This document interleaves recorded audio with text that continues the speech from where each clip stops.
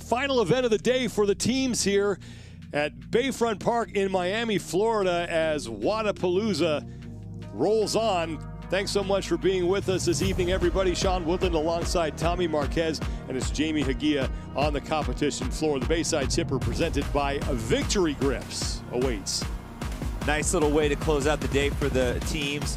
Little down and back chipper, D-ball cleans, burpee box jumps, 2 types of rope climbs, getting back on the box for box jump overs, and a double kettlebell hang to overhead underneath the lights right by the water. Anytime you have an event where you can divide up the work however you want, strategy will come into play. And for more on that, here's Jamie Hagia. The great thing about being on a team is that you can rely on your other teammates, but every single time you want to change out an athlete, you're going to have to run back to the start line, go over this box, and we're seeing different strategies of jumping, crawling, even using your butt and sitting and going over that. You're going to make your way all the way back to the start line where you can tag your teammate, and then they can come in. Thank you, Jamie. Transition's very important here.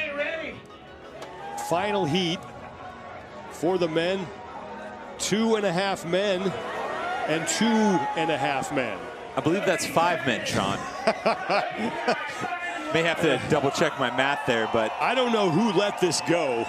But it has caused some confusion. Yeah, but I mean, on your left, you have a trio from across Europe. And on your right, you have the last 3 national champions out of Ireland, Mickey Smith, Petey Savage, and Sam Stewart. You know, all of these athletes, well-seasoned competitors. And the team on the left, they are in 3rd place overall, 264 total points. The number 2, 2.5 men, they are tied for 6th place right now at 231.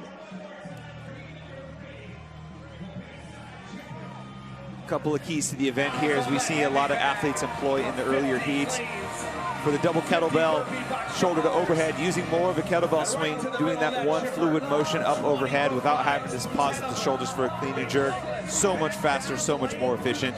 Timing's everything. We saw Jamie talk just a second ago about having to go over the box to tag your teammates in. So well-timed transitions at the right points between movements could be huge. We saw the tractor employ that earlier en route to a heat win. We just saw the number 2.5 men, Sam Stewart, Petey Savage, and Mickey Smith on that team. 150 pounds on the D-ball. And they'll move towards the finish line every 10 reps. I love seeing all these athletes tap and go this 150-pound sandbag. It's not too many years ago, Sean, we saw this show up at regionals in the finale. And the first time we saw just one athlete, I think it was George Sanchez, do it to try and get his game spot, everyone went, whoa, that's different. We're used to just throwing it up over the shoulder and kind of letting it go. And pretty soon, you know, a couple years later, everybody's doing this. Everybody's manhandling this 150-pound bag, and it just shows the evolution and the continued improvement from competitors across the field. Street Horner for the Smith Bros. Sam Dancer looking on. You saw Ioannis Papadopoulos for the TWO and a half men earlier. See Street Horner there, a late sub in for 2 of the Smith brothers, doing an admirable job alongside Sam Dancer. Found out a few days ago that they're going to have to strap it up and come compete. The training culture in lane 12 and Sam Sorella-man in lane number 3, they are on to the burpee box jump overs, and also the French Go-Watt team in lane 13, closest to the camera. They are there as well. Chandler Smith for the boys, your overall leaders. His team now onto the burpee box jump overs. Training culture is only 9 points back of Mayhem in Paradise, so they can definitely punch up into the top 10, get into that top heat for all of Saturday. That's exactly what you want. You want to be competing against the best in the top heat throughout the entirety of the weekend. I talked to Noah Olson earlier today, and he said this is one event where they thought they would be able to do really well because it's just moving fast and putting your head down and doing grunt work. And Chandler Smith, we know how fast he is on burpees. He's in lane number 8, hoping to keep his team in the overall lead. They have 297 points. They have a 2nd and 2 wins. And no, Olson's no slouch at burpees too. I mean, Chandler has the wrestling background. If you know anything about wrestling, a burpee is basically something you do every single time you sprawl for wrestling practice. but Noah Olsen as well. One of the things he's been able to really flex on is his engine and some of these body weight movements over the course of his career. Also in lane number 7, that's Matt DeLugos from the Thunder from Down Under, the only American on that team. He joins Con Porter and James Newberry. And here comes Con Porter. See a no rep from Noah Olsen. That means he forgot to transition the box. You have to move the box after the halfway point. Just one of the little nuances of competing on the floor you have to pay attention to. Lane 3 is Sam Sorelaman. That team currently tied for 6th with the number 2.5 men with 231 points. Sam Sorelaman coming off their best performance of the competition of 4th place in event number 3. And they were one of the teams that really came on strong towards the back half of that barbell movement. They really shone on the 315 barbell. So curious if they're going to, lay low, be in the 2nd, 3rd spot for this heat and really let it rip on the double kettlebells. Rich Froning is on to the burpee box jump overs for his team. And as you heard Tommy mention, Mayhem in Paradise, they currently sit in 10th place overall. They had a 17th in event 3 and then a 20th, 17th in event 2 and a 20th in event 3 as Sam Sorelaman are on to the legless rope climbs for the first time. Ooh, that's Dennis Samsonov doing 3 in a row. You notice nobody is with him on the rig, so he's just adding to that lead for Sam Sorelaman. Here comes Tyler Eggeman. Now Noah Olsen, you can see him in the bottom left, working his way up the rope. As the boys have moved into 2nd place here, they are on the legless rope climbs. Matt DeLugos now just jumping up to the rope. So Thunder from Down Under, they currently sit in 3rd, but it is close behind Sam Sorelaman on the right. Tyler Eggeman closing out his rope climbs, and he's going to tag in Philip Muscarella. Noah Olsen working his way back to the finish line. Here comes Travis Mayer.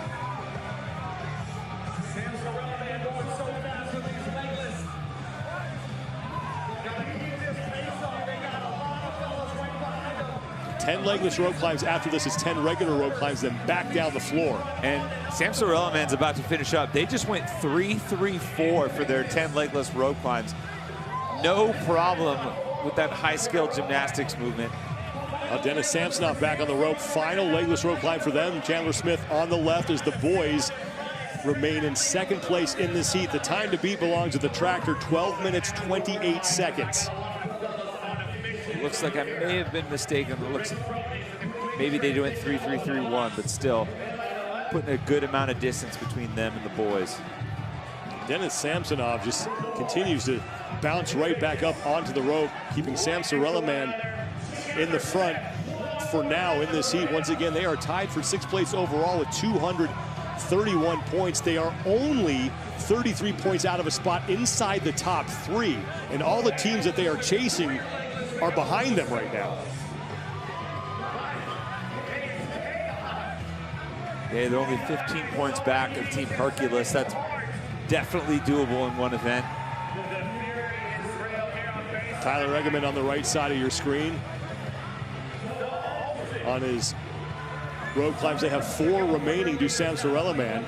Just James Newberry, you just saw coming to the picture in the box on the left. He's right next to Noah Olsen. So these rope climbs are getting done extremely fast right now as we are approaching the 7-minute mark. So the halfway point of this event, 14-minute time cap here.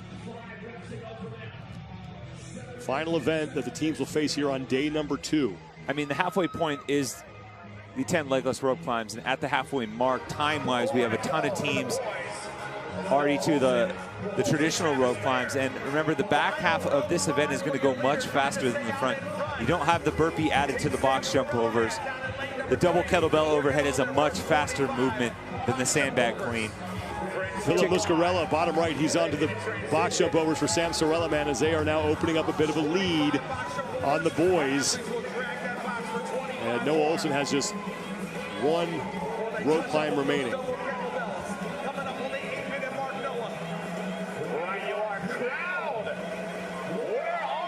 Now here's Chandler Smith on his box jump overs. They stay in second place behind Sam Sorelaman as Dennis Samsonoff, bottom left of your screen, is on the box jump overs for his team. Thunder from Down Under right next to the boys. That's Matt DeLugos and Chandler Smith squaring off. After 25 repetitions, they will pull the box back towards the starting line. It's Tyler Eggeman for Sam Sorelaman. They are on the back half now of these 50 box jump overs, 36 inches on that box. Here comes Philip Muscarella as Chandler Smith tags in Noah Olson in the background there. As the boys trying to catch Sam Sorelaman here in this third and final heat of event number 4. 12:28, once again, the time to beat from the tractor. They did that in heat number 2. And honestly, if I'm the boys right now, they have a decent enough cushion ahead of Sam Sorelaman. They don't necessarily need to expend some extra energy to try and catch them if they're a little bit too far out of reach. You're right next to Thunder from Down Under in the lane next to you. So keep your eye on the team that's closest to you chasing right now. Make sure you stay ahead of them. Thunder from Down Under, second place overall, 276 points.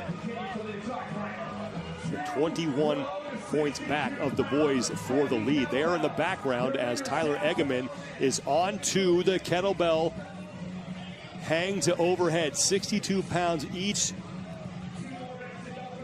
on the kettlebells, as now I believe the boys are almost done. They are now done with their box jump over. So Chandler Smith getting to work on the kettlebells. These are your top 2 teams, Sam Sorelaman and the boys. Now the Thunder from Down Under is James Newberry in the middle of your screen, no shirt and the shorts. Picks up the kettlebells. They are on the the final movement, the 6th movement, the 50 double kettlebell hang to overhead. Every 10 reps, they will advance closer to the finish line. There goes Dennis Samsonoff for Sam Sorelaman. They try to hang on to the lead here. Sam Sorelaman was 10 reps ahead of the boys by the time they actually made it back to the kettlebell swing, double kettlebell to shoulder to overhead. At this point, if I'm the boys, I'm just keeping my eyes right next to me to make sure I stay ahead of Thunder from Down Under. That's training culture in lane number 12. They're starting to gain some ground as well here on the top 2 teams.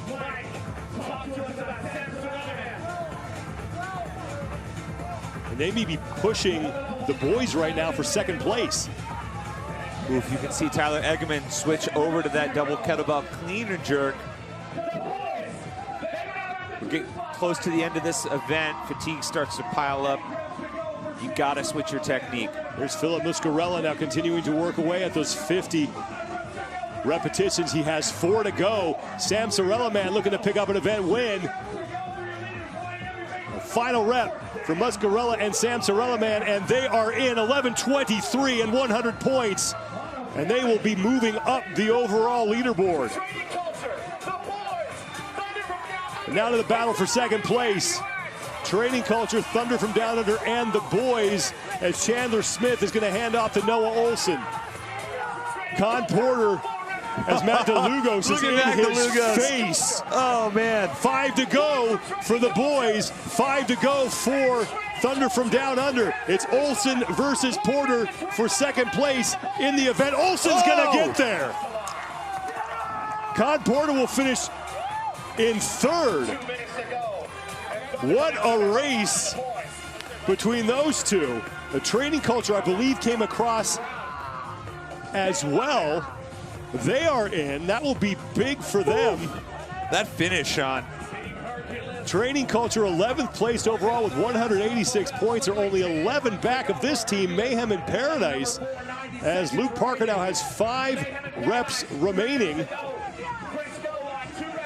The tractor looking like they're going to finish 4th in the event unofficially, courtesy of their time from heat number 2. And now Parker is done. He is in 12:38 for Mayhem in Paradise. Smith Bros are in. Now Hercules on the left side, that's Travis Williams. His team just got across. In lane 6, that's the number 2.5 men. They were in that tie for 6th place with Sam Sorella-Man. So Sam Sorella-Man looking to move into the top 5 right now. Yeah, especially, putting some distance. We don't know where Invictus is yet. They have yet to finish. They're still out on the floor. Invictus was in 4th. So it looks like Sam Sorella-Man is at least going to move potentially into 4th here. Depends on just how many points they were able to pick up. Train Like Fight just got in. Now the number 2.5 men, Victor Longsved is the man on your screen still working. They're one of the only teams on the floor still working. So 20 seconds to go before we hit the time pad. Longsved with his final rep, and they have finished. DSM Performance down in lane 14. They look like they're going to get time capped here. 3, 2, 1, and that, the 2.5 men version with the written out version, not the number, was actually in 3rd coming into this event, and they were towards the back half of that heat. So Sam Sorella-Man could potentially even move up into the top 3. A fun little race from the get-go on this chipper here. Handful of teams moving out to the forefront. Sam Sorella-Man, the boys, they were in the mix as usual. But once we got to the rope there, we started to see Sam Sorella-Man really separate themselves. They went 3-3-3 each. They chew up a big chunk of that work on the rope, and they were pretty well ahead of everyone else by the time they got to the double kettlebell overhead. For a team that was tied for 6th, needing to make up some ground to close day 2, tremendous performance. First event win of the competition for Sam Sorella-Man, and they are with Jamie Hagia. Philip, you guys do train together as a team, and you were able to practice this event. Did this event go as practiced? Actually, it went a little bit better than planned. I mean, our goal was to make it into the final heat as soon as possible with all these big dogs out here, and we're kind of like trying to fly under the radar as much as we can, but it went well, so we're happy with it. Tyler, what was it about these movements that gave you guys that lead in the beginning and we're able to hold on to that the entire time? I think we came in just planning on just full sprinting everything. I think our rope climbing was definitely above everybody else's, so that's how we pulled ahead. So. And then, Philip, you guys were able to beat multiple in a stacked field of men. What does that say about this team? Like I said, we're a little bit of an underdog, I'd say. We're just trying to fly under the radar and just compete and just have a blast doing it, so it feels good. Thank you. Thank you.